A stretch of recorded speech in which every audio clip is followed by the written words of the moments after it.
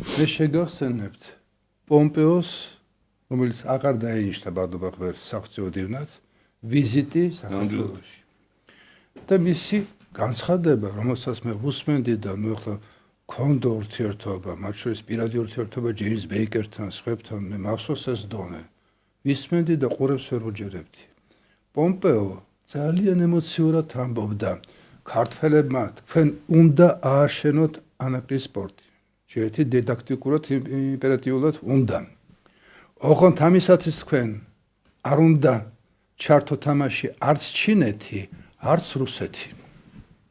ეხლა ნახეთ პომპეოს რო გაეგზელებინა ეს სიტყვა იმით რომ ჩვენ ამერიკელებმა აგერ მივიღეთ გადაწყვეტილება დასაწყისში პირველი ტრანში იქნება $5 მილიარდი ინვესტიცია ჩვენი საზღვაო ფლოტი დაიცავს უსაფრთხოებას მთლიანად ამ პორტისა ნუ გონიათ რომ რაღაცაა და ასე შემდეგ ოპიკი დააზღვევს ეს მithbat ყველაზე დიდი კომპანია overseas private ასე შემდეგ გასაგებია მაგრამ ცოცხალი თავით შემოსვლა არ უნდა თვითონ არც ერთი ცენტის ჩადება არ უნდა. არ აწყობთ არაფერს. ფოთში პატარა პროექტი დაასვიეს და მოჭრებათ.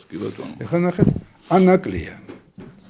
სააკაშვილის და გენერალი ბიძამისის მიერ მოყვანილი ტანკები, артиლერია და რაკეტები და ასე შემდეგ რუსული თბილისიდან დგას აგერ 30 კილომეტრში და ანაკლიაში ხო იცით რომ ღობეა რაღაცა ბადია და იქ დგანან, არ უნდა ბინოკლი არაფერი, ხო?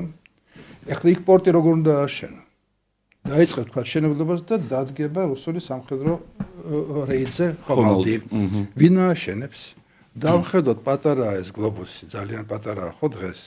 რომელი ქვეყანაა, რომელიც რომ შემოვიდეს ანაკლის სპორტში, კრემლი ხმასაც არ ამოიღებს. შეიძლება მიესალმოს კიდევაც. ეს არის ერთადერთი ქვეყანა, და ეს არის ჩინეთი. ჩინეთი შემოვიდა თუ არა ანაკლიაში.